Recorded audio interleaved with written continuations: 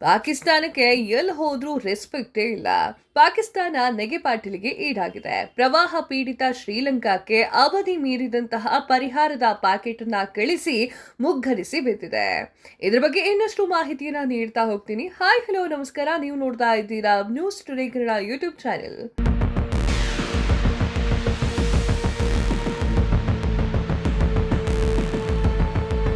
ದಿತ್ವಾ ಚಂಡಮಾರುತದಿಂದಾಗಿ ಸಂಕಷ್ಟಕ್ಕೆ ಈಡಾಗಿರುವಂತಹ ಶ್ರೀಲಂಕಾಕ್ಕೆ ಪಾಕಿಸ್ತಾನವು ಪರಿಹಾರ ಸಾಮಗ್ರಿಗಳನ್ನ ಕಳಿಸಿತ್ತು.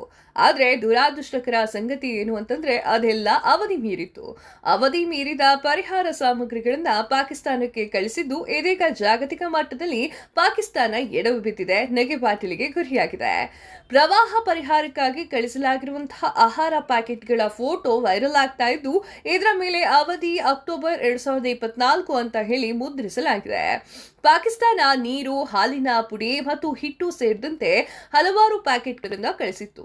ಶ್ರೀಲಂಕಾದಲ್ಲಿರುವಂತಹ ಪಾಕಿಸ್ತಾನ ಹೈಕಮಿಷನ್ ನವೆಂಬರ್ 30ರಂದು ಸಾಮಾಜಿಕ ಮಾಧ್ಯಮದಲ್ಲಿ ಸಂಬಂಧಿಸಿದಂತಹ ಮೆಸೇಜ್ ಪೋಸ್ಟ್ ಅನ್ನ ಮಾಡಿತ್ತು. ಇದು ಪರಿಹಾರ ಸಾಮಗ್ರಿಗಳ ಫೋಟೋವನ್ನ ಸಹ ಬಿಡುಗಡೆ ಮಾಡಿತ್ತು. ಇದರಲ್ಲಿ ಅವುಗಳ ಅವಧಿ ಮುಗಿದಂತಹ ದಿನಾಂಕಗಳು ಗೋಚರವಾಗ್ತಾ ಇತ್ತು. ಈ ಪೋಸ್ಟ್ ವೈರಲ್ ಆಗ್ತಾ ಇದ್ದಂತೆ ಮತ್ತು ಅನೇಕ ಬಳಕೆದಾರರು ಪಾಕಿಸ್ತಾನವನ್ನ ಟೀಕೆ ಮಾಡ್ತಾ ಇದ್ರು. ಇದರ ಬೆನ್ನಲ್ಲೇ ಪಾಕಿಸ್ತಾನ ಹೈಕಮಿಷನರ್ಗೆ ಟ್ವೀಟ್ ಅನ್ನ ಮಾಡಿರುವಂತದ್ದು ಡಿಲೀಟ್ ಮಾಡಿದೆ. ಆದಾಗ್ಯೂ ಕೂಡ ಪಾಕಿಸ್ತಾನ ಇನ್ನೂ ಈ ಬಗ್ಗೆ ಪ್ರತಿಕ್ರಿಯೆಯನ್ನ ನೀಡಿಲ್ಲ.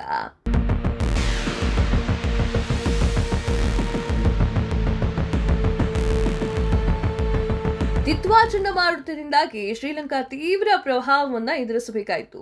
ಇದಾಗಲೇ 390 ಜನರು ಸಾವನ್ನಪ್ಪಿದ್ದಾರೆ, 370 ಜನರು ಕಾಣೆಯಾಗಿದ್ದಾರೆ. ದೇಶದಲ್ಲಿ 1.1 ಮಿಲಿಯನ್ಗಿಂತಲೂ ಹೆಚ್ಚು ಜನ ಬಾಧಿತರಾಗಿದ್ದಾರೆ. ಇದೇ ಸಮಯದಲ್ಲಿ 2 ಲಕ್ಷಕ್ಕೂ ಹೆಚ್ಚು ಜನ ತಮ್ಮ ಮನೆಯನ್ನ ಕೂಡ ತೊರೆದು ಆಶ್ರಯದಲ್ಲಿ ವಾಸ ಮಾಡ್ತಾ ಇದ್ದಾರೆ. ದಿತ್ವಾ ಚಂಡಮಾರುತದಿಂದಾಗಿ ಹಾನಿಗೊಳಗಾಗಿರುವಂತಹ ಶ್ರೀಲಂಕಾಕ್ಕೆ ಪರಿಹಾರ ಸಾಮಗ್ರಿಗಳನ್ನು ಸಾಗಿಸುವ ಪಾಕಿಸ್ತಾನಿ ವಿಮಾನವು ತನ್ನ ವಾಯು ಪ್ರದೇಶದ ಮೂಲಕ ಹಾದು ಹೋಗ್ಲಿಕ್ಕೆ ಭಾರತ ಅವಕಾಶವನ್ನ ಮಾಡಿಕೊಟ್ಟಿತ್ತು. ಈ ಅನುಮತಿಯನ್ನ ಕೇವಲ 4 ಗಂಟೆಯಲ್ಲಿ ನೀಡಲಾಯಿತು. ಸೋಮವಾರ ಮಧ್ಯಾಹ್ನ 1 ಗಂಟೆ ಸರಿಸುಮಾರಿಗೆ ಪಾಕಿಸ್ತಾನವು ಭಾರತೀಯ ವಾಯು ಪ್ರದೇಶದ ಮೇಲೆ ಹಾರಲು ವಿನಂತಿ ಮಾಡಿತ್ತು, ಸರ್ಕಾರ ಹೇಳಿಕೆ ತಿಳಿಸಿದೆ. ಶ್ರೀಲಂಕಾಕ್ಕೆ ಮಾನವೀಯ ನೆರವನ್ನ ನೀಡುವಂತಹ ಉದ್ದೇಶದಿಂದಾಗಿ ಅಂತ ಹೇಳಲಾಗಿತ್ತು. ಭಾರತ ವಿನಂತಿಯನ್ನ ತ್ವರಿತವಾಗಿ ಪ್ರತಿಕ್ರಿಯೆ ನೀಡಿತು. ದಿತ್ವಾ ಚಂಡಮಾರುತವನ್ನ ಎದುರಿಸಲಿಕ್ಕೆ ಭಾರತವು ಆಪರೇಷನ್ ಸಾಗರ್ ಬಂಧು ಅಡಿಯಲ್ಲಿ ಶ್ರೀಲಂಕಾಕ್ಕೆ 53 ಟನ್ ಪರಿಹಾರ ಸಾಮಗ್ರಿಯನ್ನ ಕಳಿಸಿದೆ.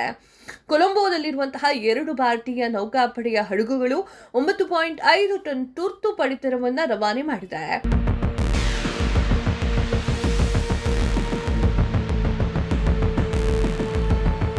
ಟೆಂಟ್ಗಳು, ಕಂಬಿಗಳು, ನೈರ್ಮಲ್ಯ ಕಿಟ್ಗಳು, ತಿನ್ನಲು ಸಿದ್ಧವಾಗಿರುವಂತಹ ಆಹಾರ ಪದಾರ್ಥಗಳು, ಔಷಧಿಗಳು ಮತ್ತು ಶಸ್ತ್ರಚಿಕಿತ್ಸಾ ಉಪಕರಣಗಳು ಸೇರಿದಂತೆ 31.5 ಟನ್ ಪರಿಹಾರ ಸಾಮಗ್ರಿಗಳನ್ನ ವಿಮಾನದಲ್ಲಿ ಸಾಗಿಸಲಿಕ್ಕೆ 3 ಭಾರತೀಯ ವಾಯುಪಡೆಯು ವಿಮಾನವನ್ನ ನಿಯೋಜಿಸಿತ್ತು.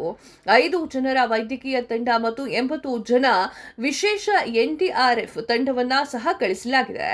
ನವದೆಹಲಿಯು ಭಾರತದ ನೌಕಾಪಡೆಯ ಹಡಗಿನ ಸುಕನ್ಯ ಅಂದ್ರೆ ತ್ರಿಕೋನಮಲೆಯಲ್ಲಿ 12 ಟನ್ ಪರಿಹಾರ ಸಾಮಗ್ರಿಗಳನ್ನ ಕಳಿಸಿದ್ದು ಒಟ್ಟು ಪರಿಹಾರ ಸಾಮಗ್ರಿಗಳ ಸಂಖ್ಯೆ 53 ಟನ್ಗಳಿಗೆ ತಲುಪಿದೆ.